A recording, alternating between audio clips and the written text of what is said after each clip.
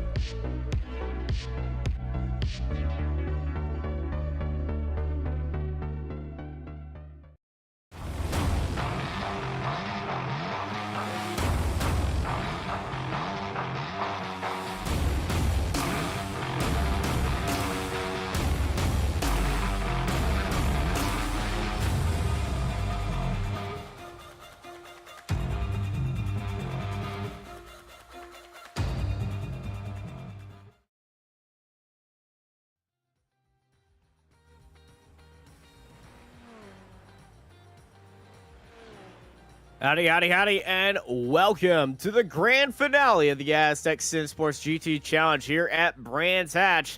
We are here for a absolute show on wheels here today.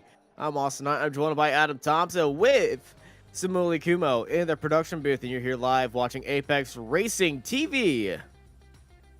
Good evening, Austin. Good evening, viewers. Yeah, last round of this championship here at the wonderful track of Brands Hatch. So we're using the full GP layout here tonight for the hour-long race that's ahead of us. And it's going to be an interesting one, Austin. It's a real big fight at both the top of the pro stands and the AMs. And we do have all the main protagonists in here tonight. And it's going to be certainly an interesting round. Yeah, our protagonists right here, the top two in the pros, are tied on points. Vanden and Patrick Adam, but it's not a two-car fight for the championship. It is a three-car fight for championship. Tim Roulette is there as well, just 2 points behind these two. So they're tied heading into the final round, but they also have a third one that could take this right under their noses for that pro title. The AM title is slightly a little bit more different, as there's a much bigger gap that Mika has, but that fight for second place is alive by 1 point between David Chadwick and Matthew Knudsen. Yeah, it certainly is. That pro standing is extremely tight. And we can look at the championship standings. Car One Gaming, 120 points at the moment. They've been sort of dominant all season, the two Car One Gaming teams, with RPM Red Cube, I'm not sure if that's spelt right there, 97 points, with Send It Sim Racing by FR13 DA Sports there in third place. So I think pretty much say the championship team standings are pretty much sorted. It's all now down to the driver championships. We've seen a real surge from Vanden for the last two rounds. He wasn't sort of the grey man in the series at the start. Pretty much didn't get a lot of time on screen, but ever since three rounds ago, he's sort of come to the fore and pushed him way up to the front of the grid. We saw that first victory from him 2 rounds ago, and then last week an epic battle all the way to the line, unfortunately coming off second place, but still out there at number 1 position joint. So it's going to be an absolute classic in that pro category. In the AM category, Mika's just been managing to keep his nose clean throughout the race. I mean, I think the deciding round in this championship, certainly for the AM battle, was Donington Park, where pretty much all the amateur field spun their cars apart from Mika, so he got a really good points haul from that round, which catapulted his season, and ever since then he's sort of gone from strength to strength. So Mika well out in front, but like you were saying, Austin, that fight for second place by Dave Chadwick and Matthew Goodson is gonna be right to the wire. Well, Ole right there for Matthew. This is just the end of practice right now, so some drivers taking the stress out right there, just putting their worst laps or just putting it into the wall, getting into that nerve out of their system. But yeah, qualifying about to begin, and we're about to see. But right now, Tim Roulette, with him just being 2 points behind Patrick Gannon, I think that if they finish like this in the race, Gannon will not win the championship. It's pretty much just whichever one of these threes finishes ahead of each other. Yeah, it certainly is, but don't count out Lorenz Hodswing. He's there in 4th place. There is an opportunity, if he's not to be able to leapfrog into the top 3, is to certainly help his teammate out. You know, one of the only in the top 3 that does have a teammate that is quite close in that pro championship to really help out. So it's going to be an interesting, and it's a really good track to end the championship on as well, Austin. Really technical track. There's lots of elevation changes around these corners, so the drivers are really got to be on the ball, as we say, around this track. Certainly through corners like Sterling Bends, really easy to get caught out there. Coming around Paddock Hill Bend, turn number 1 is going to be an interesting one, and certainly on that first lap coming up into Druids, you always see cars trying to yeet up on the inside. So really good track to put a finale on this, what has been an epic championship with lots of spills and thrills, and pretty sure that this round will be no different. Yeah, a lot of our drivers here today have been through the grinder. I remember that classic that we had at Donington Park where there's just everything going absolute wild. Spa last week was really nice, and we've been having some great battles throughout the season, and we're going to be ending it at probably, I would say, the most classic and well-respected track in all of the UK here at Brands Hatch. Yeah, certainly are. It's going to be interesting. Not the normal layout that probably the drivers are used to. The GP layout. It's normally the shorter version, which cuts out all this backbring from Surtees, just from Surtees on into clearways. So the drivers might have had to put a little bit of practice into tonight's event to just get used to that back end of the Brands Hatch. But the front end of this track will be well known to all the drivers, so I expect to see some really fast racing around there. But that back section, it can be extremely tricky, certainly if you're in a heated battle with another car. There's very much one line, certainly coming around Hawthorne Bend, really fast right-hander after the long Pilgrim drop coming down Hawthorne Hill. It is going to be an interesting corner if there's cars having a battle. And then the section after that, pretty much one line to take the cars through to get the maximum speed. So if we've got cars going side by side, expect to see plenty of action down that back end of this track. Yeah, top end speed and getting a good run through this part of the track is going to be very key, especially for lining yourself up for a move heading into the forest. If you get alongside of the car onto the inside, you will just be handicapping that car onto the outside as you swing through this corner. Don't go a little bit too wide because there's the grass on the outside. And then this part of the track is so tricky. You got to really trust the car when going out there because it's two blind corners following each other and you're just throwing the car into there and using all the track even if you can't see the rest of the track, and you just get back onto the throttle, hook it into that very cambered corner underneath the bridge and back onto the front straightaway, one corner again. But this track is all very fast and flowing, and battles here, they're going to be coming to a very well thought out place around the track because there's not a lot of big opportunities to set it up onto the inside besides turn 2. No, very true. That ding bell corner that you were saying, that really blind right hand corner going up after you come through Westfield Bend, real tight section there. But you got to be really committed with these GT3 cars. But if you overcommit to any of them corners, you'll certainly see cars flying off. Probably the worst one is Westfield Bend, because if you hit that grass on the outside, you normally get spit off and hit the curb, hit the barrier on the inside. That Dinger Bell corner, if you try and take it too much and cut that corner on the right hand side a little bit too much, it can spit you out onto the left hand side, and then it's a roller coaster ride to see if you can save the car, but you will lose a mountain of time down to Sterling Bend.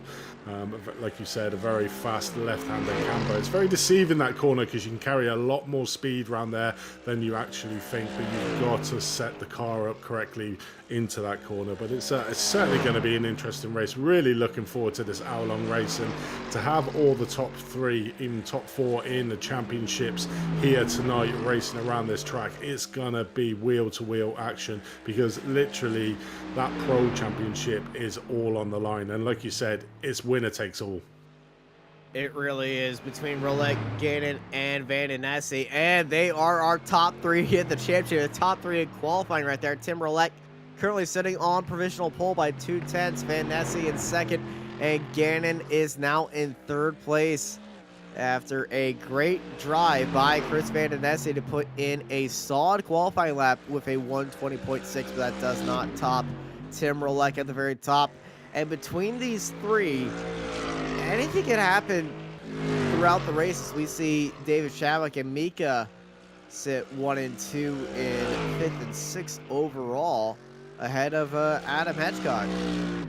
Yeah, it definitely is. I mean, it's a real conundrum for the top 3, isn't it? It's how do you play this round? You just think, do you know what, I'm going to take this as a normal round and just just go for it, or are you going to be a bit more cautious of the fact that, you know, if I have one spin here, that's my championship over? So it's real high stakes for that Pro Championship at the moment, and for that second place in the AM Championship at the moment. David Chadwick in this current qualifying session is on pole for the AMs, and his rival Matthew Cutson's third overall, third in the championship, 9th out on grid. So there's a four car difference between Matthew, who's got to really chase David Chadwick. So he's literally going to put it all on the line now. So it's going to be interesting to see how the top pro drivers take this, and two, how David Chadwick takes this.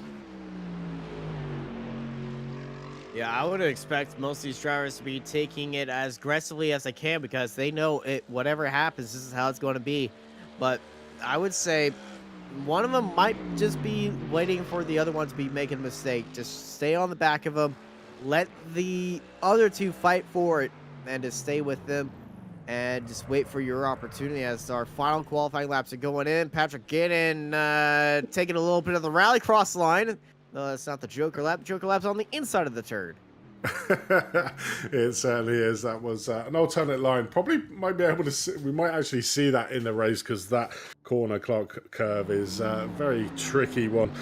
Certainly where they go into clearways into Clark curve, if you get them corners wrong, then we might see that during the race. But yeah, it's them fine margins of what you're going to do at the top of the grid in the pro standing. I think your tactic is exactly right. Is if the two in front of you are really hard battling, just stay off them, because around this track it's so easy to make a mistake, and with an hour-long race, mistakes will be made around this track. And if you're battling super hard with your competitor, the likelihood of that happening is even more. And then the other thing we got to look at, Austin, is the infamous pit stops, which have always put a spanner in a lot of people's races this season. So it's going to be interesting to see what the guys are going to do out on track. We have got a smaller grid here tonight, only 15 cars, so coming out in traffic is probably not the high priority that we saw at the start of the season. So it's going to be interesting.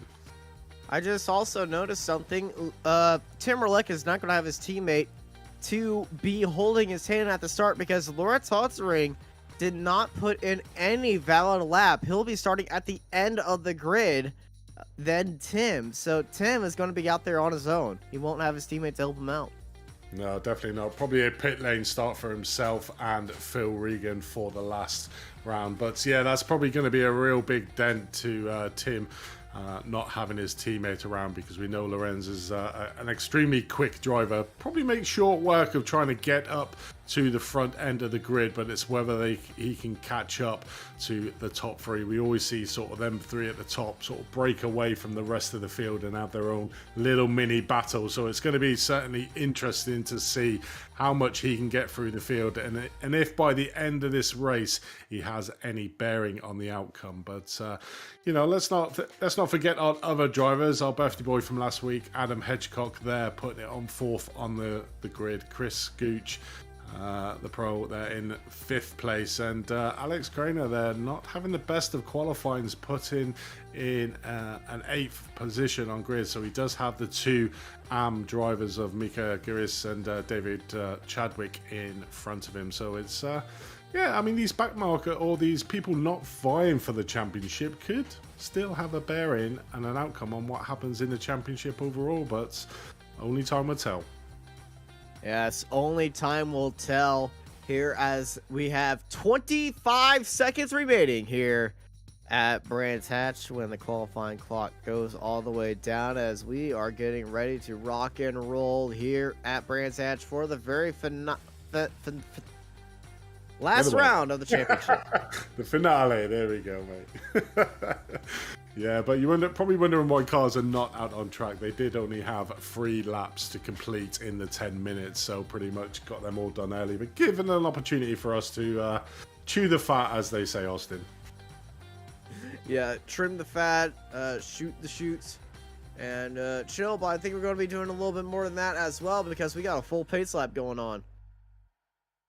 We certainly do. And just take you through your grid. Tim Roulette there, Car One Gaming rounds out your pole position here at the last round at Brands Hatch. Chris Vanden in second place. Patrick Gannon there in third. Adam Hedgecock in fourth. Chris Gooch in fifth. Your top AM driver there in sixth for Mika Garais. In seventh, we have David Chadwick. Eighth, Alex Grainer. Ninth is Matthew Cudson, who's probably in an ideal position right behind David Chadwick, who he is chasing for that second place in the AM Championship. In 10th place, we got Alain Mystique, Alex Peck in 11th place, Robert O'Dams there in 12th. In 13th place, we have Stephen Brown, and then we have our two pit lane starters. It looks like Lorenzo Hodzing and Philip Regan. So watch. They're not starting for the pit lane. They're back there. They are back there. They'll be. They you know what it might have been? Them pesky off tracks. Yeah, they both invalidated both their laps because they were out there for 3 straight laps, but neither of them could get a valid lap time. So it's gonna be an uphill battle for both of those drivers. As we currently sit on board with Hotzring. Looking up the grid as I see that pace car is about to be itching to move right now. We're just waiting for Chris Vanden. Let's ride on board of our pole sitter and championship contender, Tim Roulette. And he's waiting. He's wishing the next flag would be a championship flag right now, because that will put him into the championship. So we're going to take all between the top 3, and honestly, I feel like we should get some custom colors up there for our top 3, because it's pretty much those are the ones in our championship fight. It's really good that all 3 of them are close together as well. So it's going to be a really tentative first lap on track to see what these guys do. Do they play it safe, or do they just go for it and basically put it all out there on the line? And it's going to be an interesting one. And then obviously you've got Matthew Cudson and David Chadwick there fighting for that second place in the AMU, literally car behind each other. So it's just made up for a grandstand finale for the final round of this championship. Only 5 rounds here for this championship, but they've just all been epic, Austin. Yeah, all the rounds have provided action and excitement around every corner. There's a few soft spots here and there, but most of the time that we've been seeing, we've been very excited and enjoying very much through these 1-hour races here on Apex Racing TV. And I can certainly say that the audience has enjoyed it as well. Yeah, just a word for our viewers. If you've got any shout outs or any questions, then through the hour-long broadcast, just post them in the YouTube channel, and we'll do our best to give you shout outs and see who you are supporting in this top 3 basically shootout for the Pro Championship overall. As you can see them all on screen there, so close. You could throw a blanket on them at the moment, so it's going to be so interesting. This first lap, Austin, is going to be critical. You know, who can get in the lead, who can maintain their pace on cold tires, and just make sure that none of them have any incidents in the opening lap. So there's a lot for these drivers to be worried about a little bit, I would say, on this opening lap. Yeah, you always do not want to have that opening lap incident. And if that does happen, that does leave all 3 of them still under threat in the championship, because if they all do not finish this race, that will give the championship to Lorenz Hotzring. If he wins the race and neither of these drivers win the championship, Hotzring wins the championship. So many permutations, but we're just about to get under the green flag very shortly, and all our answers will be evident in an hour's time of who comes out on top. So over to you, Austin, for the start of this hour-long race at Brands Hatch. All right, our pace car is in the pit lane. Our drivers are rolling to the start. It's a slow crawl to end the season, and it's green, green, green. Last time for the Asetek SimSports GT Challenge, presented by Finding Speed, as they slide into turn 1, getting it onto the inside of Ness, immediately taking it, hops over the curbs, gets a little bit loose right there, but gets ahead of Chris Vanden. Vanden looking down towards the inside, trying to retake the position right back. Vanden, here he goes. Gannon takes a wider lines there, side by side, a little bit of a big contact around. That's Knudsen and Alan Mystic making contact, and that is Mystic in the wall.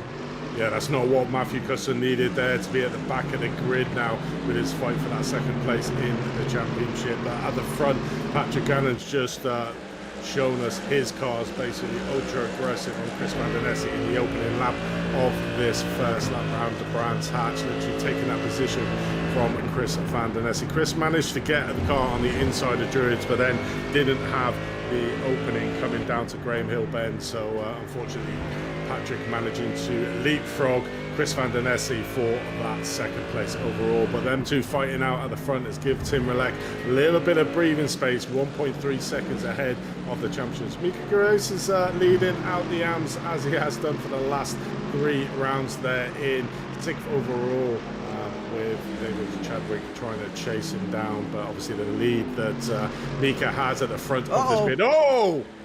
Adam Hedgecock getting a little bit wide. We saw that in qualifying from Gannon. Just getting into the grass, is swinging onto the inside of the track, almost making contact with other cars right there. But Adam Hedgecock having issues. Speaking of having issues, more issues for Alan Mystic.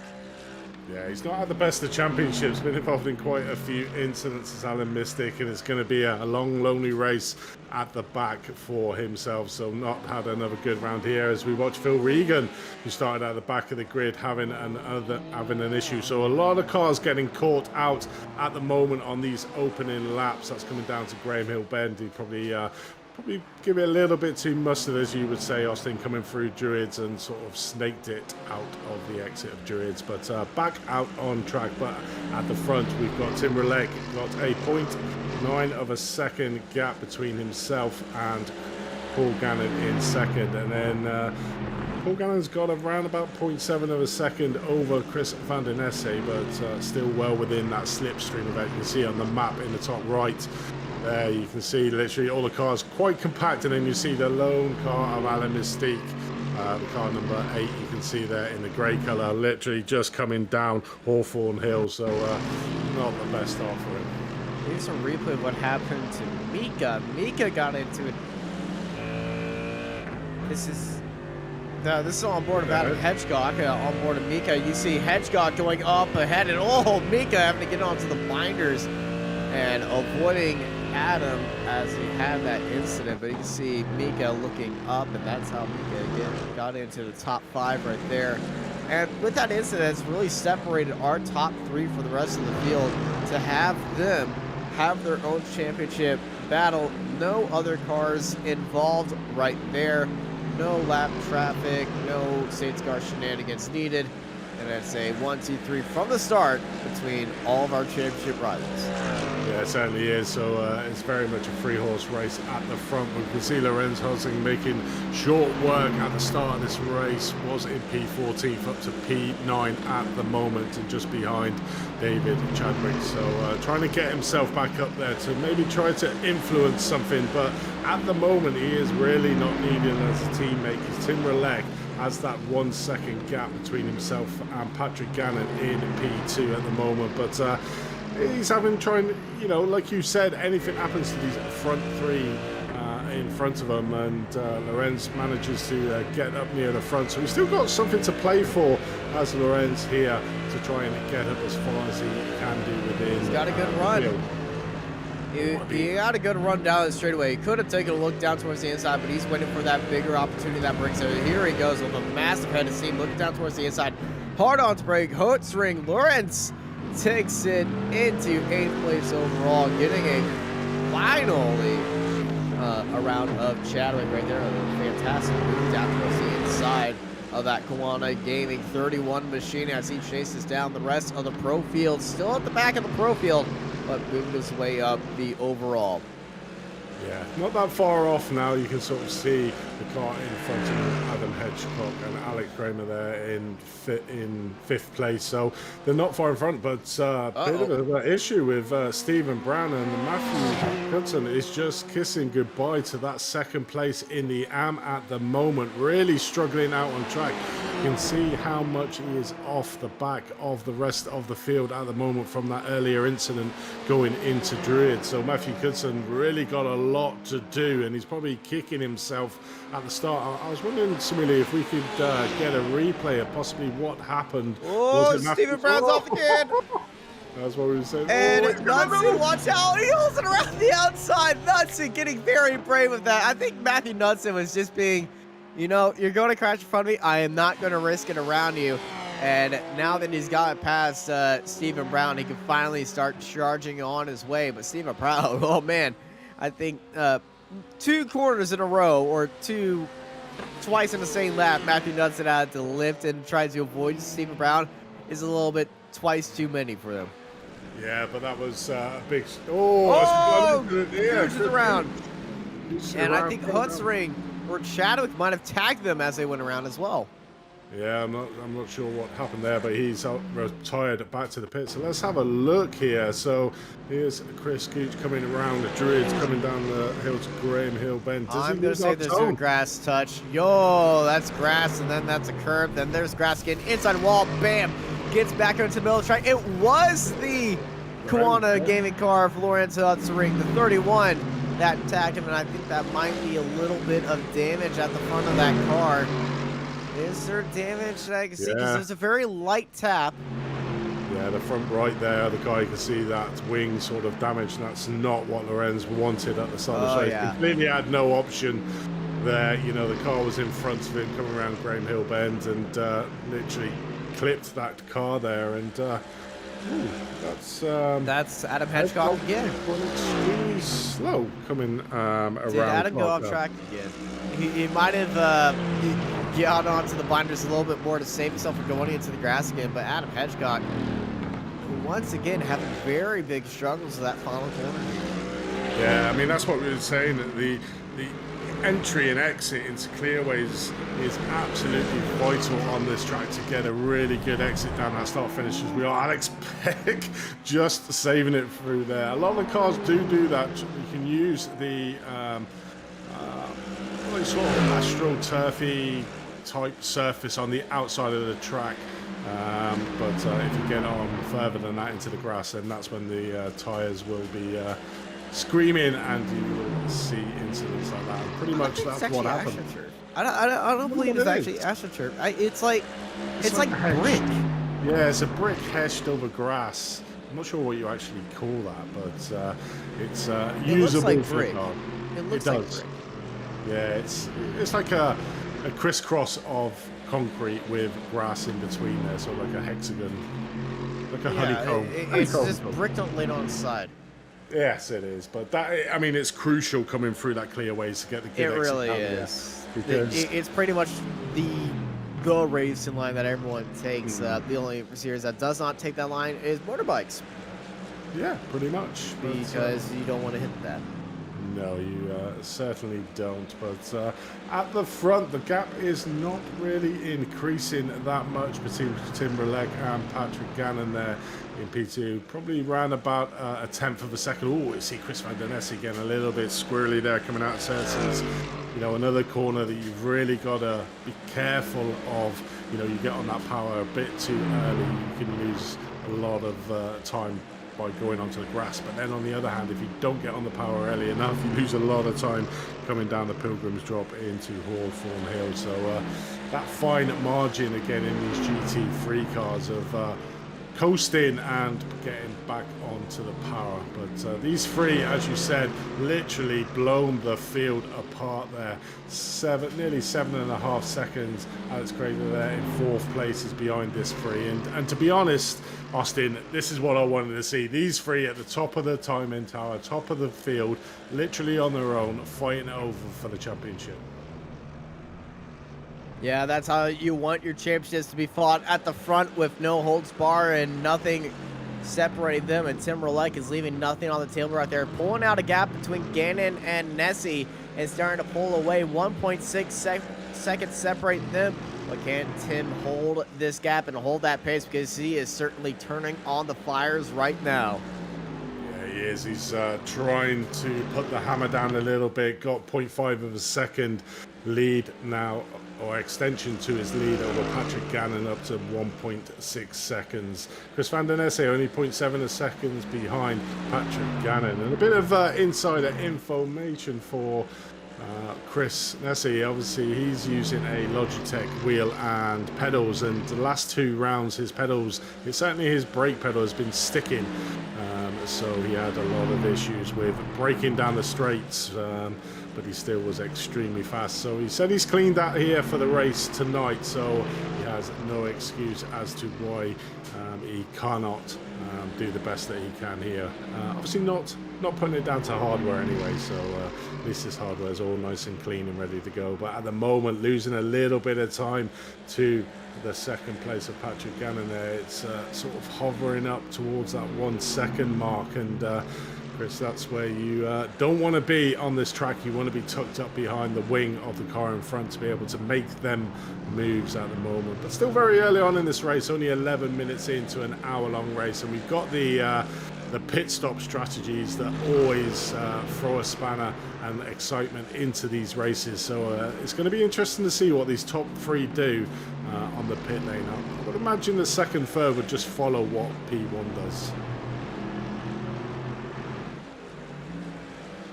Yeah, it's Hort's ring with that damaged Mercedes through Graham Hill Bend, just ahead of Adam Hedgecock, and Adam Hedgecock taking that corner just a little bit wide. Graham Hill Bend, you know, 10 years ago today, well, 10 years ago in a few months, it was approved that Graham Hill Bend was going to be altered.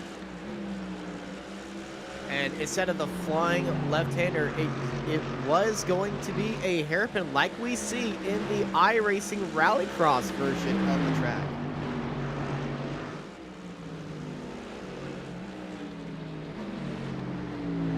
Little track knowledge right there, or track rumored.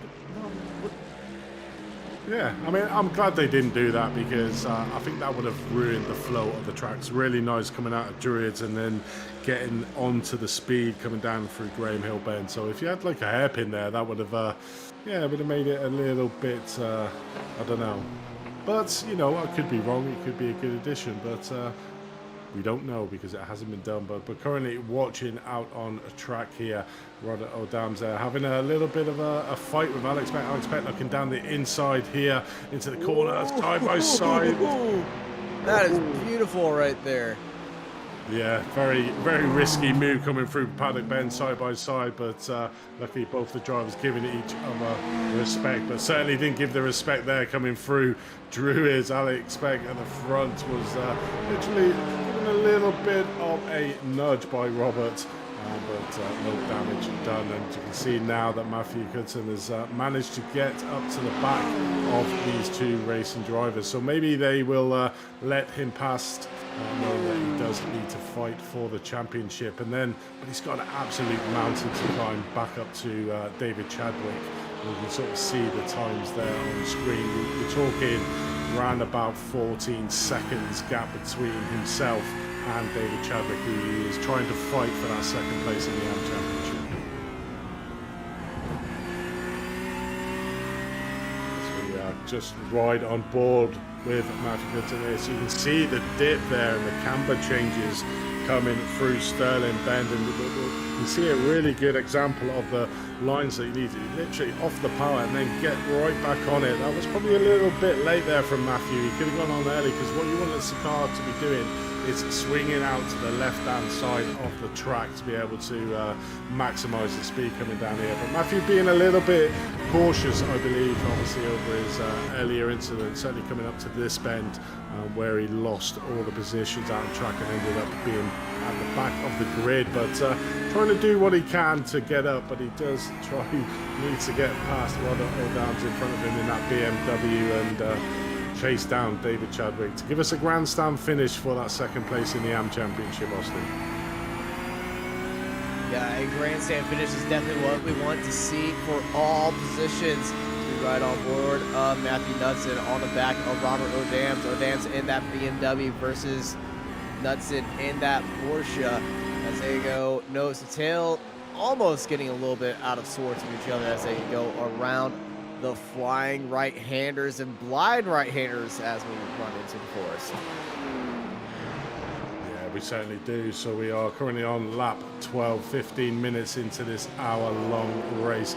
Just looking at Robert O'Dowd's on track at the moment, 4th in the amateur class and being chased by Matthew Cudson behind in the lone Porsche in this championship. So is flying the flag for the Porsche lovers out there, but it's not had the best of starts. I mean, looking at the car classes, I mean, this complete season of iRacing has been dominated by the Mercedes. The top 8 in these championships are all Mercedes classed, followed by a Ferrari and a BMW, which is the cars that we're watching out on track. But all the cars in front of the 3 that we're watching on screen are all Mercedes. I mean, they've just been absolutely dominant, that Mercedes, and iRacing does that when it gets a brand new car on the server. Wants everybody to get it, I suppose. Yeah, wants everyone to get it, and also it's a new car. They haven't BOP'd compared to the car to everyone else yet, and you know, the first season that there's a new car, it's usually like that because it can't be BOP'd. But as history, I think it's kind of a trend where most of the new cars have been a little bit overly competitive. I think one season there was a new car that, whoa, dams, no, in the background, caught a wheel and went around right there. Unfortunate for the XZ Racing driver, Robert O'Dams, and there is his teammate, Phil Reagan, getting right past him. That's unfortunate. Yeah, it was a perfect illustration there of trying to cut that corner at Dingerbell a little bit too tight, got the car unbalanced too much. It'd be great to see on board with the driver. But look here. Oh, here we go, and if by magic. So you can see here, it's really blind bend. Takes a lot of the, in fact, oh, he just missed that inside. Wide. He just missed the apex of the corner, went a little bit wide, caught it into the grass and into the wall.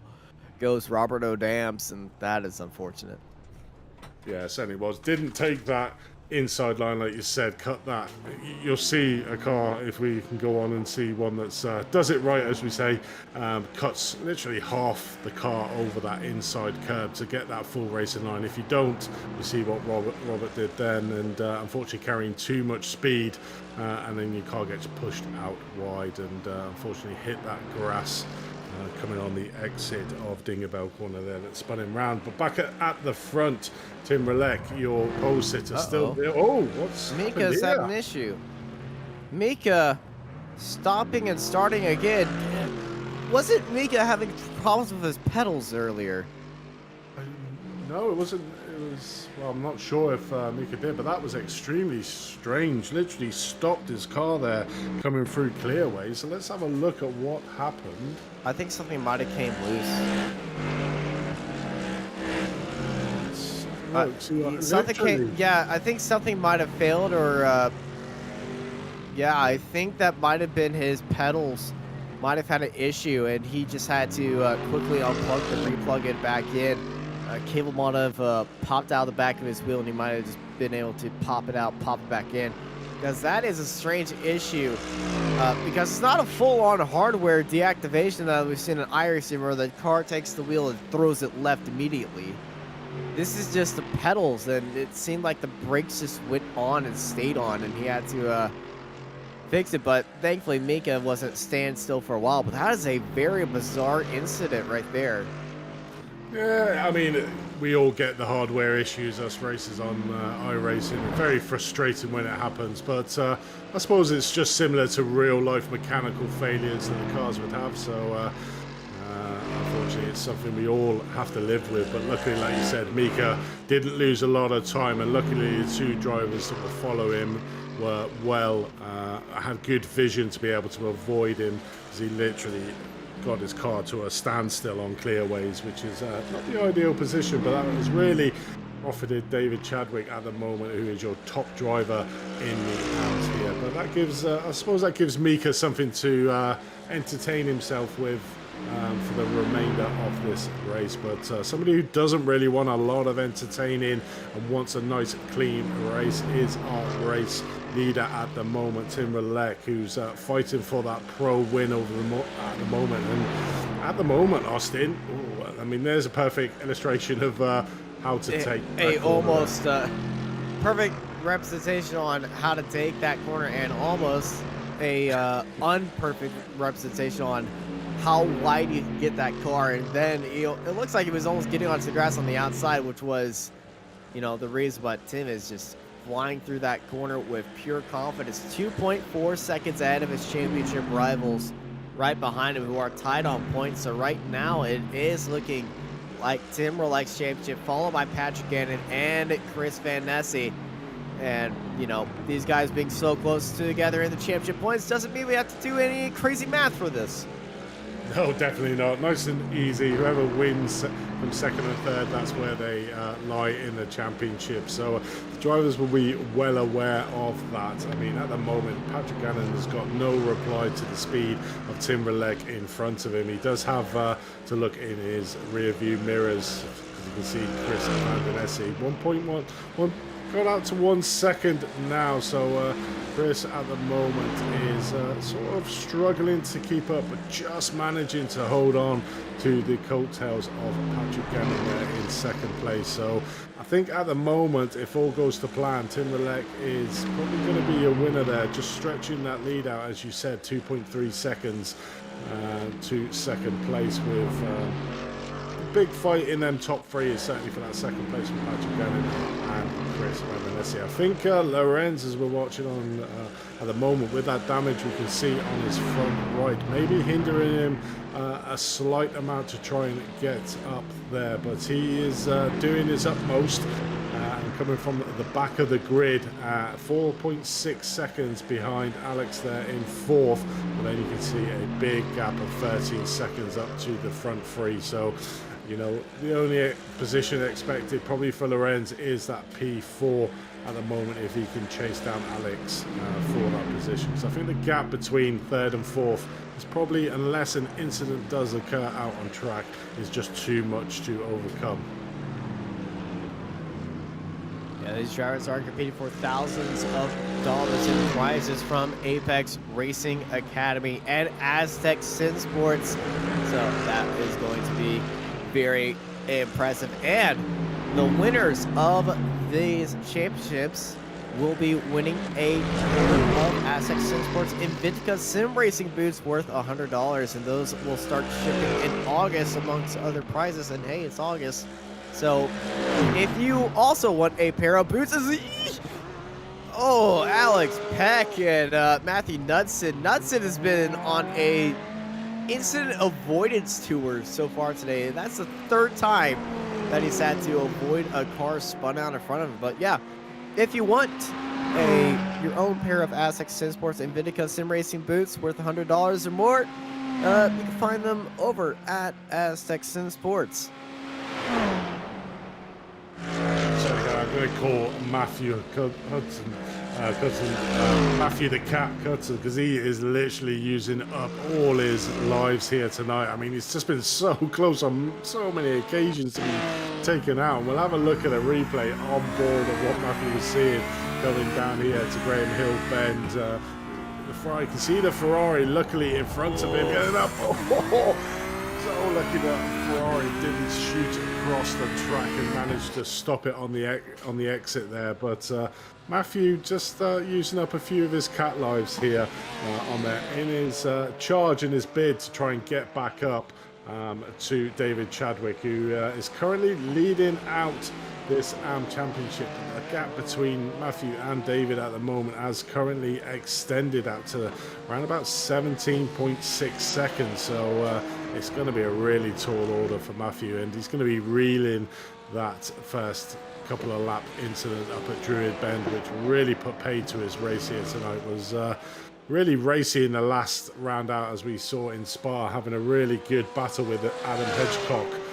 Pretty much after the round of the pit stops, it was nose to tail between himself and the co-driver. Really had a great day out, but I think this one he'll be a bit frustrated overall. David Chadwick, on the other hand, will be rubbing his hands, because he's pretty much now got an easy race as long as he keeps it nice and clean to get that second place overall in the AM Championship. He is leading the leader here, but Mika does have an unassailable lead at the moment as long as Mika can stay where he currently is. So, yeah, David really fighting over that second place in the AM, and at the moment it's going all his way.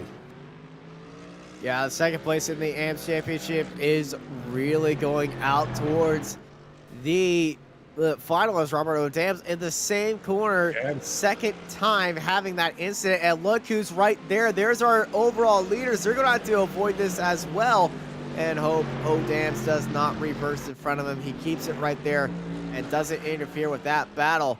But Tim Roulette already putting his first cars a lap down.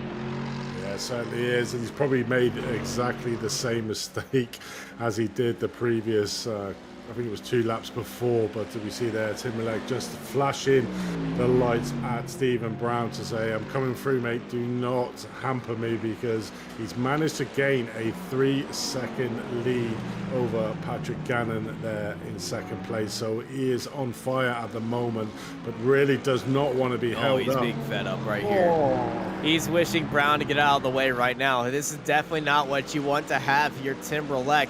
Another car holding it around, and Brown's going to fight Tim right here. And that's going to be a very slow entry, and Tim's probably a little bit irate from that. And he's lost 3/10 through that entire 2 corners, and not the entire thing. But here comes Mika into the pits. We saw Mika have those pedal issues earlier where he came to a pure stop on the track. I believe this is to get everything stopped and might be another equipment check for Mika.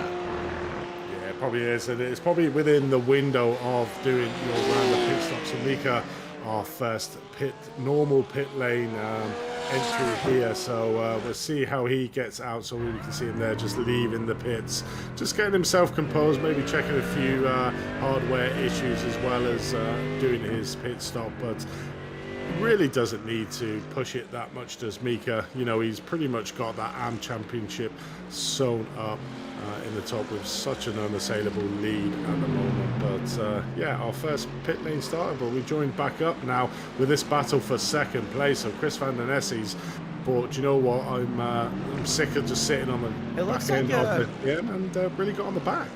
It looks like these two were trying to get past Stephen Brown up ahead of him, and they got, Patrick might have went for a move, got really held up because they were farther away from Stephen Brown than they were earlier, and I feel like both of them are just trying to get around Stephen Brown, and Stephen Brown wasn't letting anyone by, and that's allowed them to, well, Stephen to carry on, but them to really close in on each other as the pros, everybody else heading into pits, Hedgecock, Chadwick, Trader, and Hortzring heading into pits. Mika, it jumps all of them as back into the AMS race lead and 4th overall as we ride on board Chris Vanden. I'm expecting all these drivers to dive into the pit lane very soon.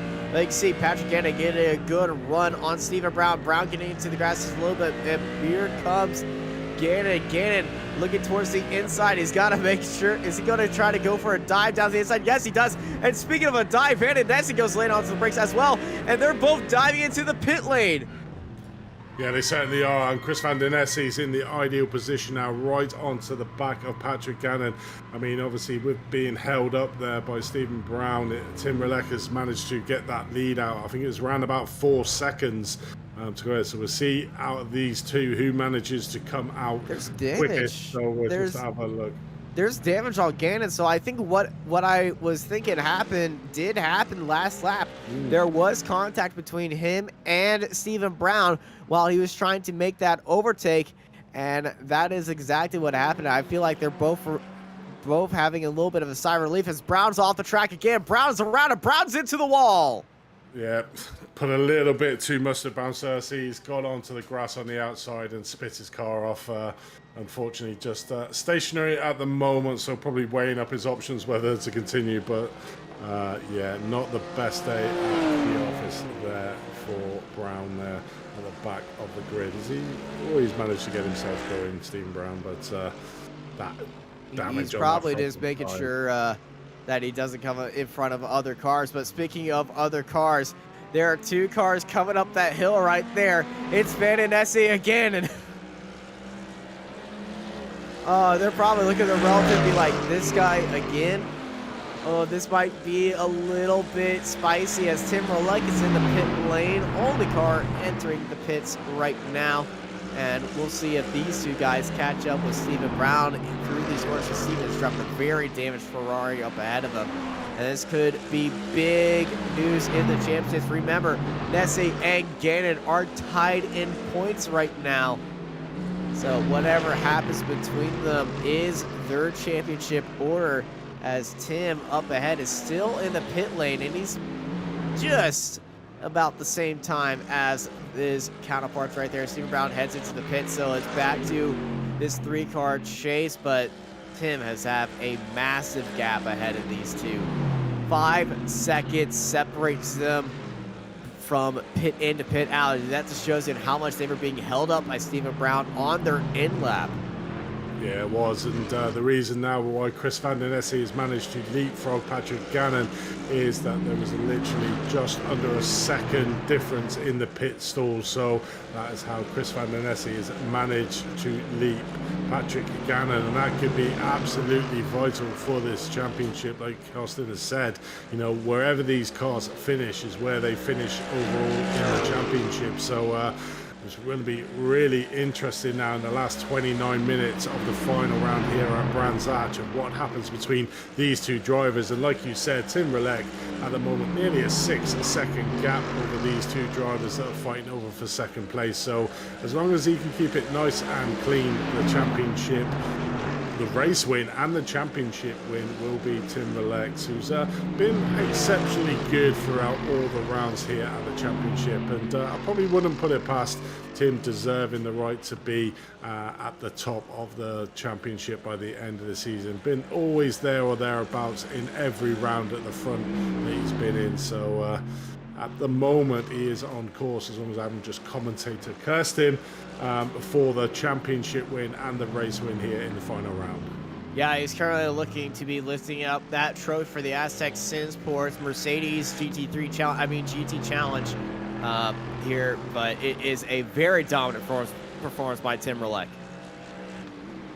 It is. Commanded, literally led from the off, got the jump on the other two guys behind him, and literally left them to in their wake, and pretty much with them two sort of keeping an eye in the rear view mirror, they've sort of lost sight and let him scamper away. So the certainly battle in this race is going to be for that P2 at the moment. You can see the gap on screen, 0.7 of a second, 0.8 of a second. So Chris trying his best to see if he can actually manage to get that gap up a little bit between himself and Patrick. But we're looking here at the top of the AM. So Mika has managed to get past David Chadwick after his earlier hardware issue, we'll call it at the moment, coming through clearways where he literally stopped his car as it managed to leapfrog David Chadwick to that first place again. So Mika not settling for a mid-pack finish in the AMS, really wants to end on high with another race win here, and at the moment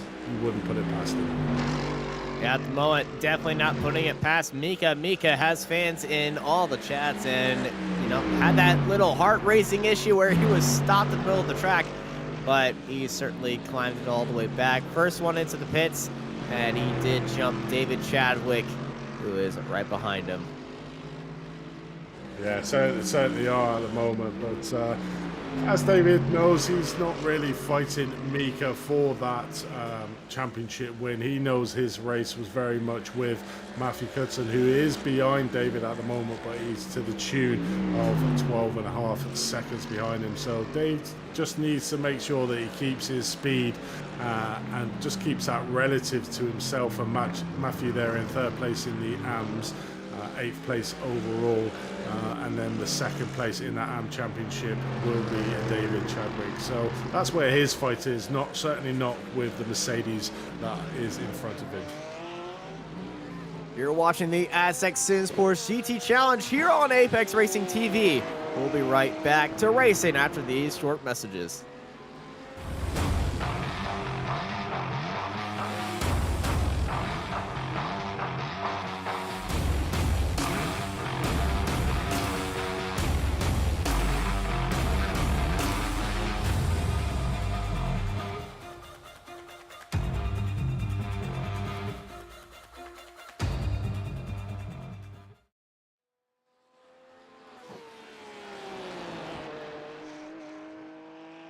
Inspired by real-life racing standards, the Forte load cell pedals have been thoroughly tested by racers and sim racers alike.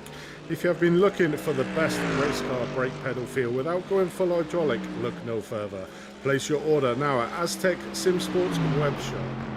As we join now on lap 26, looking at our leader, Tim Roulette, who has a commanding lead at the moment over second place Chris Vanden to the tune of 5.4 seconds, really helped by sort of P2 and P3 getting held up by a back marker, but was always sort of running away from P2, P3 even before that incident at the moment. So the real battle out on track in the championship standing and this race standing is for P2 between Chris Vanden and Patrick Gannon, equal on points overall in the championship. So it's a literally winner-take-all situation here at Brands Hatch. Should really give us a grandstand finish, but Chris is trying to make it not so. Trying to pull out a little bit of a lead. He's managed to get it up to 1.2 seconds over Patrick Gannon there in third place. So Patrick's really got to try hard to maintain that gap or get it down. Certainly coming into the closing stages, he wants that opportunity to be able to make that pass, but he's really on the ragged limit at the moment. We saw him there coming around Graham Hill Bend, literally getting onto the grass on the outside, but not losing too much time. So the gap still remains 1.1 seconds between himself and Chris Vanden in second place. Looking down further down the field, we've got Alex Grader there in fourth place, Adam Hedgecock in fifth, 8 seconds behind him, but you can see the gap there between the top three and the rest of the field, currently standing at 18 seconds. Then we have the top of our AM Championship, Mika there in first place, with David Chadwick just behind him there, but Mika has such an assailable lead in the AM Championship that race really isn't on between himself and David, who is second in the championship at the moment, but was only 1 point ahead of Matthew Goodson, who's in third place, but unfortunately after a earlier incident coming round Druids has really put paid to his race, trying his best to close down that gap, but it is a 12.5 second gap. Alex Peck there in fourth, Lorenzo Hudsing in down there further down the field, was doing well. I'm not sure if he's had another incident there, because he seems to be a lot off the pace there from Alex Peck. He had a very long pit stop, a minute in the pits. Did he speed? Standstill. He sped in the pits.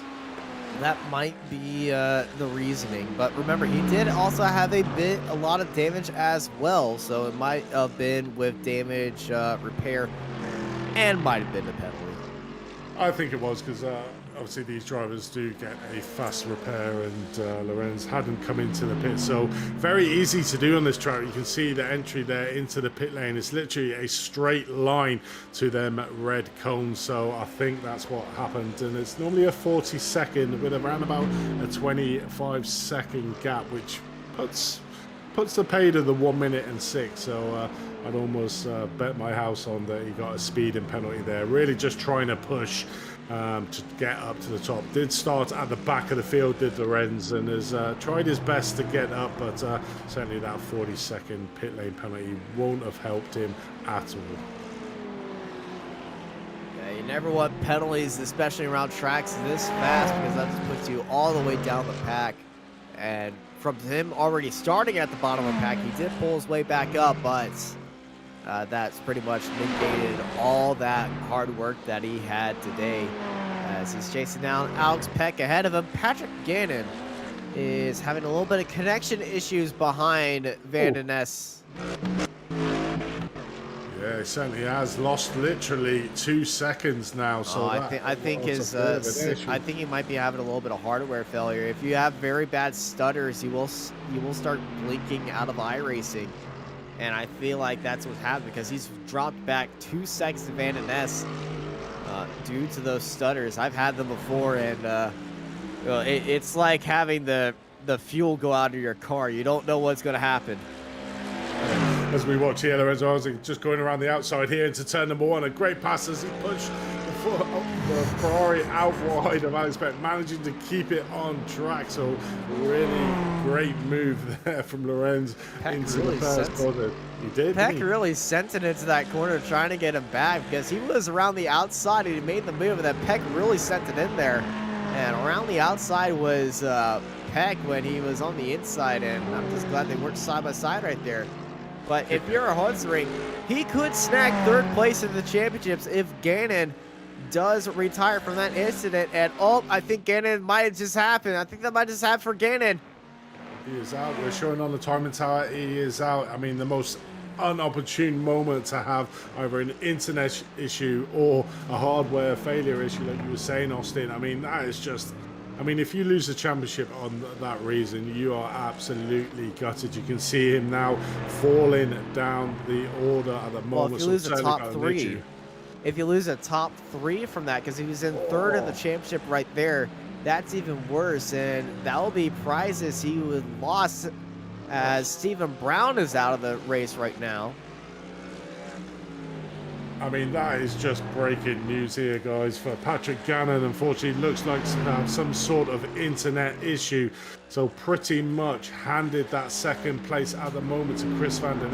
But the real big story is Lorenzo Horsing, who's really been pushing this race after a 40-second pit lane penalty at the moment, as pretty much will take that third place. He could take third. He could take third. It's not his yet. If Patrick doesn't come back, no, he still has to get another spot. Yeah, because I feel like he would still just be a little bit farther away to take third. He needs to be at least in fourth place or higher to take third place. And yeah, I just got the message. Patrick Gannon connection dropped due to upload packet loss. Oh, that is hurtful. Absolutely shocking. But just looking at the YouTube chat, so a couple of shout outs to Mika, a lot of support for him. Alex Rich there giving him a bit of support, and another name that I'm not going to say live on air is obviously giving him a little bit of support in the chat. So a lot of support for Mika at the moment. Mika's been exceptionally well in this championship, pretty much kept his nose clean, and I think that's been the overall difference. I mean, we look at the rounds that have gone on. Donington, like I said at the start of the broadcast, was a complete disaster for pretty much the whole of the AM field and a lot of the pros, and Mika just kept his car on track on terra firma and pretty much stole a lot of points there, and since then has just gone from strength to strength in this field and has won the last 3 rounds of the AM championship. So he is really flying high at the moment, so I'm not surprised there is some fan clubs out there, because he's done a great job in this championship to showcase what he can do here. But pretty sure if he rejoins this championship, he will no longer be classed as an AM and maybe find himself moved up to the pro field. All right, so I've looked back at the points. Currently, right now, Lawrence Hutzring and Patrick Gannon will be tied on points. He is. And I feel like that would go back to a count back if they are tied. So Hutzring needs to be in fourth place to get third place in the championship. I mean, that 40-second penalty could be the saving grace for Patrick Gannon here, and it could be the downfall of Lorenz, who's been exceptional again. The Coleman Racing team have been a great team to have it in this championship, always there at the front of the field. Obviously Lorenz starting at the back of this grid, obviously getting quite a few off tracks. This track is very easy to pick up them off track, certainly on a qualifying lap, and unfortunately didn't make a lap. Started at the back of this grid, was making really good progress through the field, and was up to, I think it was 5th place overall, challenging for 4th place in that pro category. But it's all been undone for Lorenz there with that 40-second speeding in the pit lane from his entry into his pit stop. So I mean, it's all drama on the wrong side of drama, Austin. Yeah, it's drama, but honestly, drama has its highs and it has its lows, and I feel like this is a low drama for Patrick Gannon. This is high drama for Lawrence Hornsring, who could have a chance to take this spot. He is 28 seconds behind Tim ahead, which is about... No, he is 28 seconds behind Adam ahead of him. So in case Adam has a issue, he could get that third spot, and we've been seeing Adam having issues in that final corner here. Yeah, we have. It's all down to whether the top four, any one of the pro drivers, have an incident now, because Lorenz is just too far off this chase back. As we said, Alan Mystic's off. It's not one of the front four, right, ladies and gents. It's unfortunately Alan again. He was in front of Trader. He was in front of Alex Trader. That's a very damaged Mercedes right there. It certainly is, but yeah, that gap, currently only 14 minutes left of this race, is too big for Lorenz to try and catch Adam. It's all down to whether Adam has, or Alex has, an incident, or Chris or Tim has an incident in front of him, whether he takes that third spot overall. So maybe that's a little bit of poetic justice there for Patrick Gannon, because there's nothing worse than losing a championship and even getting out of the top three for an internet hardware issue that literally kicks you out of the server. So I'd imagine he is now frantically resetting that internet, doing whatever he can just to get back into this race, because that's all he needs to do to secure that third spot, is to rejoin the race and get some of them points. And that will, unfortunately, no matter what Lorenz does, won't give him the opportunity to pass him. So I'd imagine he's a whirling dervish there, Austin, trying to get that internet to work again. Yeah, now technically, Gannon will be scoring points. Technically, because there are not 10 cars in the 10 pro cars in this championship race right now. But I feel like they have a lapped counter that you have to finish the race physically and not multiple laps down. So if that's the case, Gannon will finish in third.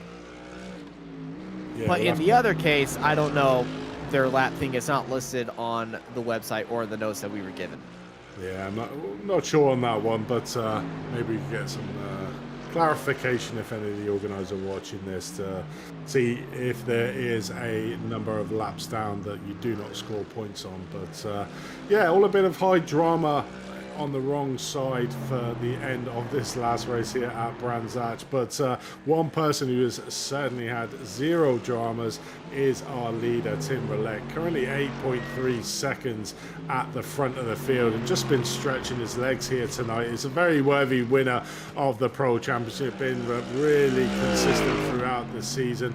I think the reason why he was down where he was he pretty much didn't tip up for either of the Colwyn Racing guys, didn't tip up for a round, and I believe it was I think it was Snetterton that they decided that they didn't want to come in for. But Chris Vanden is now sort of in a lot of breathing space himself there in second place. Was having a real big battle with Patrick Gannon for second overall in the championship, but with Patrick having that internet issue has really put pay to his race. So this has really let Chris off the hook, and he can literally saunter around here having a 12-minute lap of victory as long as he keeps it on the track for that second place overall. But I think he'll be kicking himself as well, because he had a really good opportunity to get the pro win here, but you just can't take it away from Tim Austin. He's just been superb around this Brands Hatch. Yeah, Brands Hatch brings out the best in drivers and always challenges the drivers to the best of their skill. As we are looking at Adam Hedgecock right now, sitting in fourth place. Been having an up and down day so far, especially struggling with that final last sector, but everybody is very spread out from their drives around in the championship as well. Got one slow car, Mystic. Alan Mystic is slow at Grim Hill Bend. Oh no, he's just not had a great day as Alan. Yeah, I know. It's becoming quite a party in the pit lane right now. Got 3 retired cars and 3 cars that's just gone into the pit lane. No dams and Mystic in there, as this is Alex Peck ahead of our overall leader. There's the flashlights of Tim Roulette trying to get past Alex right there. Tim gets a very good run, goes down towards the inside side by side they go. He's having a much easier time than he did with Stephen Brown. Brown, we just saw crash out a few moments ago, as there are 10 minutes left here at Brands Hatch. Yeah, certainly is. And Tim Roulette there, 8.3 seconds ahead of Chris Vanden in second place. Just looking down at the timing towers to see if there's any battle out on track, and there pretty much isn't. The cars are very well spread out onto the track overall, so no real hot battles occurring out on track, and this sort of puts pace to where the championship is. So if we finish where we are, ladies and gents, Tim Roulette will be your champion, your pro standing champion overall. Chris Vanden will be second, and it's a bit of unknown who would be third. It's all down to whether Patrick Gannon can get his connection back up, or even if there is a ruling of if you're X amount of laps down or don't finish the race, you don't score points. So we're trying to clarify that for you. But if it is the latter, where you are a certain number of laps down and you don't score points, then Lorenz Hodsing at the moment is relying on either Alex or Tim, Chris, Alex or Adam to have an incident to be able to leapfrog Patrick Gannon for that third place overall. So it's all in the balance, that third place in the pro standings. It's the AM Championship then. Mika Garage there, who is currently leading out in this, has a massive lead in that AM Championship and has pretty much got, I would say, both hands, and is just about to raise that cup above his head. David Chadwick there in second place will take second place overall in the championship if the car behind him, Matthew Cudson, cannot gain that 12 point, nearly 13 second lead that David has over him, because there's a 1 point difference between them two drivers. 6 seconds, is it? Yeah. No, that was 12, isn't it? It's 12 to Mika. And Chadwick 6 seconds behind Mika. Okay. It's not doing the drivers on them, so there you go. So 6 seconds. So he's got 6 seconds. So it's been a long day for both of us. It has indeed. But 6 seconds is still a big mountain to climb, but that has come down. So Matthew is trying all he can do to cut down that deficit to give a grandstand finish for second place in the AM. But at the moment, as it stands, David will take over that second place in the AMs, and Matthew will finish third. But it's just that third place in the pro that I think we just need to clarify what the rules are on will Patrick Gannon score any points. I suppose it's immaterial if Lorenz can't get past Adam Hedgecock or Alex Crater there for third place, so we'll lose out from having a 40-second speeding pit lane penalty for his pit stop. Now, if Gannon does not score points, Hotzring is going to just be tied with that, because he was 10 points behind him entering this round. So I don't know what the countback is for third place. That's going to be for the admin team. If Gannon does score points, that doesn't make it a tie anymore, and that will be Gannon gets third. If it goes on countback for who has had poles, or who has had the highest finishing position throughout the season, or blah, blah, blah, whatever. I know Sam has had funny countbacks. It's like, oh, we usually go on to second places, or how many wins you've had, or how many poles. That would go to Hotzring. But currently right now, that is up for the organizers to see who will be getting third place in the championship, either Tim or Gannon, because they will be tied on points ending this race. And I feel like there might be a Sunday night arm wrestling contest or rock, paper, scissors for third place, which is how I always believe tied championships should end the season. If they're tied at the end of the season, both of them get a trophy, and then it's a cage fight next week. Yeah, I'm sure the viewers would love that. But yeah, it's all the unknowns at the moment. But I mean, if it was based off the last race, I know Patrick Gannon, I think he came third in that Spa race behind Chris Vanden and Tim Roulette. So if it's on the last race, then Patrick win. If it's the best position overall for the season, then it could be Lorenz. So there's very, very much unknowns at the moment. But like you said, I'm pretty sure it will all come clear later on as to who has won that. Under this, loads of different permutations that pretty much we're surmising here, Austin, of what could be the outcome on all the different scenarios. So it's anybody's guess at the moment if it stays as is, as to who will take that third place in the pro standings. But a little bit of drama here in our last round in Brands Hatch. Maybe not what we wanted to see. We certainly wanted to see a grandstand finish between Chris and Patrick for that second place in the pro. But unfortunately that was stolen from us from the pesky internet bugs. Well, I can certainly guarantee something. We will find out the full-on championship results this Sunday. I had to do it. I had to. You did. It's so Americanized of you. I can't help it, okay? Okay. Well, it's good to see you obviously commentating on the GT3 rather than the Rouge. So trying to branch out there, Austin. I've only commentated one series of bowls. You have. I feel very stereotyped. You are very energetic, mate. So it has brought extra spice to a lot of the GT3 leagues that you have commentated on. Certainly, not even just the GT3. I'm going to reminisce here. Racing. Yeah, but I think my highlight moment from you, Austin, was the Porsche round Silverstone short track. I mean, I didn't realise a guy could go that high during the race. If you don't know what I'm on about, guys, go over and have a look at the Porsche Championship. It was a very tense moment. Okay, there was a lot of cars. There was a lot of action. I got a little bit excited that I might have had it.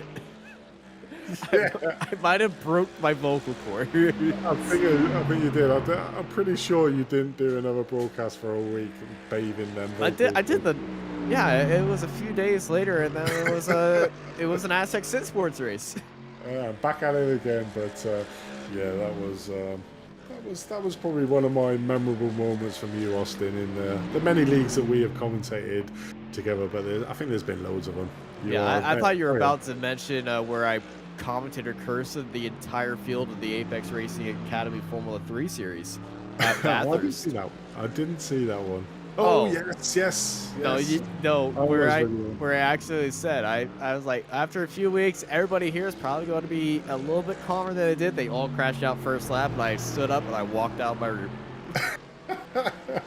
Or another memorable moment as we're going down memory lane. I think it was Samuli as well that actually kicked you out of the comms room in the super trucks because you pretty much wasn't commentating. You were just laughing the whole entire race. And I think Samuli was the one that actually kicked you out of the channel because that's what you were doing. It was amazing to watch, but to be fair, that entire series was comedy. It was if you amazing. are interested in bringing back the Apex Racing League Super Trucks, constantly bug us on Twitter at Apex Racing TV. Yeah, great series that was. Sure. You know, for only having 4 cars out on track, I don't think there's been a more entertaining race to watch. I mean, I watched it back; it was just amazing. But back to this race after our little trip down memory lane, coming into the last minute here of this round at Brands Hatch. Tim Roulette is still your leader, 8.4 seconds ahead of Chris Vanden. Not easing up at all is Tim. Really wants to make this a last round to remember, and this will be Tim's final lap here at Brands Hatch. He takes the white flag there from Barney, the flag man, as we saw him. So this is the final lap of this championship, and Tim Roulette has literally led from start to finish. I'll post it here at Brands Hatch. Not really looked like losing it either, has Tim. So a really good finish under a lot of pressure from Chris Vanden and Patrick Gannon for that championship win, but sort of weathered that storm and come out very much on top. Chris Vanden, who's in second place at the moment, was in a heated battle with Patrick Gannon, but unfortunately Patrick has had some internet issues which really let Chris off the hook with the last quarter battle that we were expecting between himself and Patrick Gannon. That third place in the Pro Championship overall is very much up in the air, but in this race it's currently Alex Crater there in third place. I think that is going to be his top position finish for this championship. Adam Hedgecock there in fourth place overall, so pretty much been involved in a couple of incidences. Adam in fourth.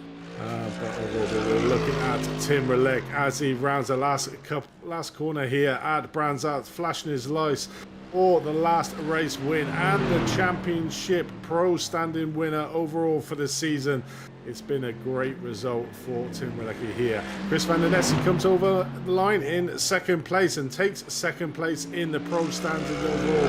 Maybe feel a little bit disappointed by not giving Tim a closer battle for that race win, or sorry, for the pro standing win overall, but should be really fastest lap? Fastest lap, what is it? I don't know. Because there might have been a grand slam right there, but Tim Roulette leading every lap, taking the win, taking pole position, and fastest lap that we are showing. No, it's just taken away. Chris Vanden outpaced him. Actually, no, it's Patrick Gannon with the fastest lap. So, not a grand slam for Tim today, but a very dominating performance. It certainly was. And then your arm, we're just waiting for Mika to come across the line. There's Mika. Flashing his lights, getting taking the race here. The championship home. The No Limits Sim Racing driver, the 118.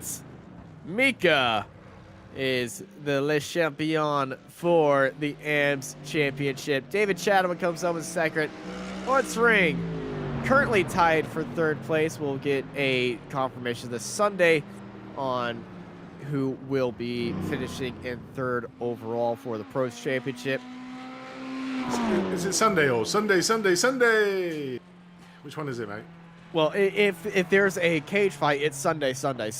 If it's a formal thing, it's just Sunday. Yeah, it definitely is. But I mean, it's been a cracking 5 rounds in the championship. I think pretty much every round has had some sort of drama. Excellent racing out on track, and one thing I have really noticed is there a lot of the time the respect that each of the drivers have. There's been some really great overtaking moves, passing moves. I suppose you also do get the other end of the spectrum, but they've been few and far between. And there, as we watch Tim Roulette doing his little bit of a burnout here, coming around clearways to finish off what has been an excellent result for him for the season. Only 5 rounds following the, I think it was following the British GT trophy or cup or whatever, or the series on the British GT Challenge, wasn't it? Yeah, it was a very fantastic championship, and I gotta say, it was a very fun championship to commentate throughout all these races here on Apex Racing TV. And off this British GT calendar, but we are joined in the booth by a few of our drivers right now. But here's our full results in the pro category. Tim Roulette walks home with the championship ahead of Chris Vanden, Alex Trader, and Adam Hedgecock in fourth. The Lawrence Hot Rig is the last of our cars that have finished, and then the other cars, Patrick Gannon and Chris Gooch, your top 7 and, well, top of the cars in the pros. And he's got our AMS drivers as well. And in the AM category, we had Mika Garage obviously having a little spin earlier on, or wasn't a spin, it was a hardware issue that gave a little bit more of a challenge to him, but still managed to rise to the top and win here at Brands Hatch. In second place was David Chadwick, which managed to secure him that second place overall in the AM Championship. Matthew Cudson in third place. Valiant effort to try and close the gap, but after that first incident coming around Druids in the opening laps really put pay to his race here tonight, but still manages to take third place overall in the AM Championship. Alex Peck there in fourth, Phil Regan in fifth, Alan Mystique after lots of issues, 10 laps down. Probably another round to forget for Alan, but keep your chin up, mate. I'm sure it'll become better in the next championship. Robert Oldham's there in 7th place, with Stephen Brown rounding out your top 8 in the AM field. So it looks like we got quite a few drivers here to have a chat to. So over to you, Austin, for our first interviewee. Yeah, well, we got to go to our Le Champion, our Pro Championship. Tim, how are you feeling about that race and about this championship? Yeah, hello guys. Yeah, I don't know how I feel today because I was just driving normal and really didn't know if I won or not. So yeah, I saw no points and yeah, can't believe what I won now, and yeah, really happy. Yeah, you won by 6 points. You entered this race by 2 points behind the top two, and you finished ahead of them, and you really put your stamp in this race right there. You took pole. You pulled away from the rest of the field. It looked about 4 seconds entering the pit stops and exiting. You gained about a second on that in and out lap, but that was a amazing performance that we saw from you throughout this entire season. Yeah, of course. Brent Sedge is not the track that I love most, but I was really confident that I can, driving with the front guys, and did a big mistake now in quali because I only did 1 lap, and it was after the first lap going to the pits and tried to do another lap, and yeah, when you drive out of the pits, you just have no laps, so it was a big mistake from us. And the racer was really saving a lot of fuel in the first stint, but maybe gained about 10 liters from me, so I was really good on pace, and just driving normal after that pit stop with a lot of gap behind, so was just chilling in the front and just driving the race to the end. You certainly did all that here today. Throughout this entire series, anybody really stuck out as as great to drive around, great competition besides your teammate? To be honest, I was really impressed from Chris. He was really fast. I don't know where we ended in the first couple of races, but in the end he was really good, so I was really impressed from that. So I was not expecting that, but I think he is one of the drivers I was really impressed from. Well, congrats on the championships. You won a pair of Asetek Sim Racing boots that just started shipping out there. Are you excited to receive a pair of those? Yeah, of course. I was really impressed from that I can win this, and now I won it. I'm looking forward to wear it, or maybe to just stand it in a room and just don't use it. Sentimental value. All right, Tim, we're gonna give you the option to just hop off and enjoy your championship celebration. But before you do that, anybody you want to thank? Yeah, I just want to thank the team. I'm really happy to drive for them, and big shame for Lutz that he just did a quali lap, and really sad that he ended up in P4. But he's a really, really nice guy, and I love to race with him. So looking forward to work with him in the next couple of years or months. Thanks for that. And thanks for putting on an amazing show out there on track. Congrats on the championship, Tim. Yeah, thank you. The race. So we have now joining us in the commentary booth is Mika Gerard. So Mika, obviously our AM Championship winner there overall, and obviously not content with just the win, mate. You decided to do a grandstand finish and win the last round of the season as well. So gotta be a good one for you, mate. Yeah, I had a lot of fun. I don't know if you guys saw it, but my monitor turned off at the beginning of the race. When I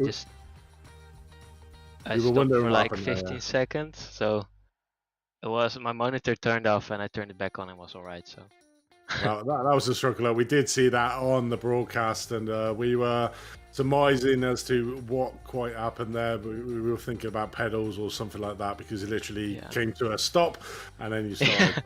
Thanks for clearing that one up for us. But even with your monitor issues and everything like that, you still managed to win this race and win the AM Championship. I mean, you've had a great season, mate, overall. Just take us through some of the highlights that you've had. Well, I think, Silverstone, I didn't know that, like, I was in the M Championship, so I was, like, pushing really hard.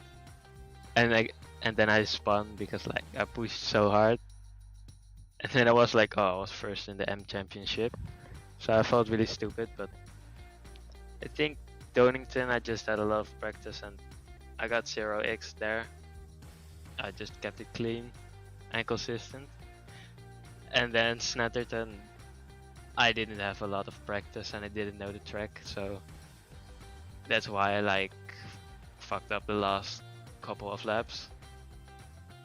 And then Spa is like my favorite track, so it was like a lot of practice and just I knew it very well. And then this track I really love it.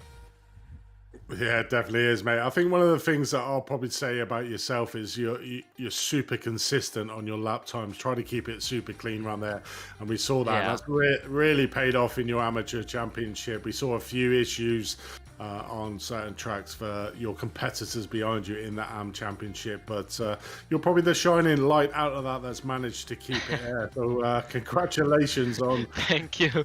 your AM victory over well deserved. And before we let you go, mate, is there anyone you'd like to give a shout out to?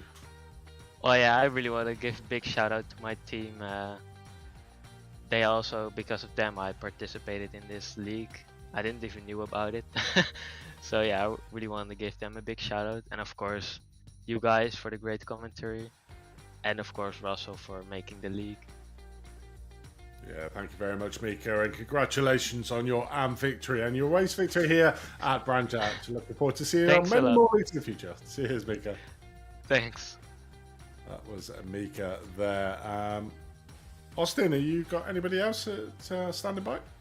Yes, we do. We are joined by our pro second place finisher, Chris Vanden. I say, Chris, how was that race for you? You started second, you finished second, but that was not the entire story throughout this entire season.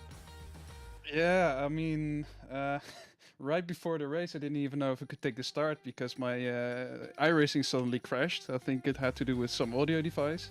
And then I just managed to load it up with 0 seconds remaining, so it didn't go too well for the start, so I was pretty hyped up, but in the end, like P2, yeah, I can't really be happy with that if you look at the entire season.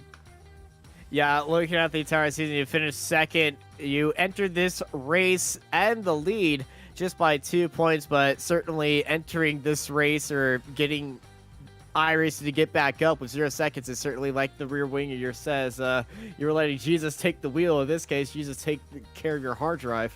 Yeah, exactly. I mean, you sometimes have to have a little bit of luck. Like, I haven't had too much luck, for example, in Silverstone, where I could have had a P3 or whatever, but I mean, like, a whole season is about consistency and such, and these things are gonna happen. And fair play to Tim. I mean, he didn't start at Snetterton, of course, and that's why he was on the back foot, but still managed to pull out the win, so massive congrats to him. Yeah, Tim gave you a shout out as well. He was saying he was surprised by your pace and excited to race with you again in the future. So, you excited to bring the battle to Tim once more? Yeah, I mean, we had a little bit of a discussion after Spa about some moves or whatever, but I think in terms of pace, we're really close. We can battle really good. So I don't know, maybe in the next season for Fighting Speed. I hope he joins. All right. Well, it's a second place finish for you. It's on the top 3. Second place finish in the championship as well. Any highlights of the season for you? I mean, I have to say Snetterton, of course, because I took the win there.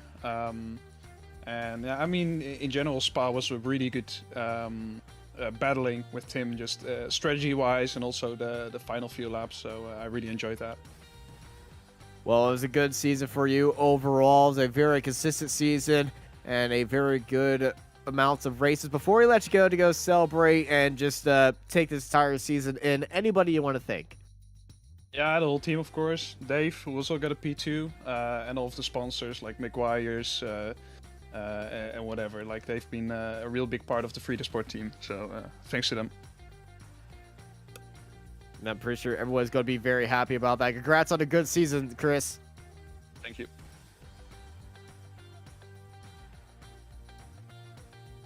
And Andy, I believe we have hit our time limit by, actually, we've gone over our time limit by like 5 minutes, I think. It certainly looks like we'll just get Dave in for a very quick right. chat and say that. Hi, Dave. Welcome to the commentary box. Obviously, a quick one, mate, because we are running out of time. So it's been a long one. It certainly has, but congratulations for your second overall in the AM Championship. A real fight there at the end between yourself and Matthew. I mean, how's the season been for you, mate? It's been fantastic, and thanks to drivers like Matthew, we've had such a good friendly competition going this season. In this race too, they came to a part in the race where I had a good 12-second gap after the pit, and Matthew was just chomping away at the time, and there was nothing I could do to keep him from coming. So to the very end, it's been great racing with Matthew. Yeah, definitely has him throughout the whole amateur field. I mean, obviously, one of the big things for yourself probably to take away is sort of the slight little mistakes you made in the mid part of the season. Obviously, had an excellent round in Silverstone. I mean, is that what you feel that has really cost you the championship? I mean, second overall in the AM is not too bad, is it? No, I'm very happy with that. I mean, a couple of these tracks, Donington and Snetterton, I had not driven these circuits before in any car. So it was a good opportunity to learn them. I'm looking forward to racing them again in the future and finding some more pace. I'm just glad that I was able to put some points on the board in those rounds. Yeah, definitely. But congratulations in your second place in this race and second place overall in the AM Championship. Before we let you go, mate, is there anyone you'd like to give a shout out to? Yeah, shout out to my teammate Chris Vanden. Been awesome driving with you this season. Thanks Andy and Austin for your commentary. Thanks to Apex Racing, Finding Speed, to Asetek SimSports for sponsoring this event. Thank you, everyone. Thank you. And there was David Chadwick, second in the amateurs overall. And Austin, we have overrun slightly on this broadcast, but it's good to get all the drivers in and get their opinions on the season as a whole. Yeah, when everyone comes into the interviews to break down the season, it's always happiness, and there are some points, some ups and downs of the championship, but usually at the end of it, everyone's very happy that they stuck through with the entire championship, and it's memories that they're going to have for a while, and especially lessons that they learned throughout their entire sim racing career. But it was a definite great time to be commentating this series throughout this entire season. Thank you everybody for joining us here on Apex Racing TV for the Asetek SimSports GT Challenge here at, I almost said Donta Park, Brands Hatch. For Andy Thompson and Samuli Kumo, I'm Austin Knight, and I hope y'all have a good night.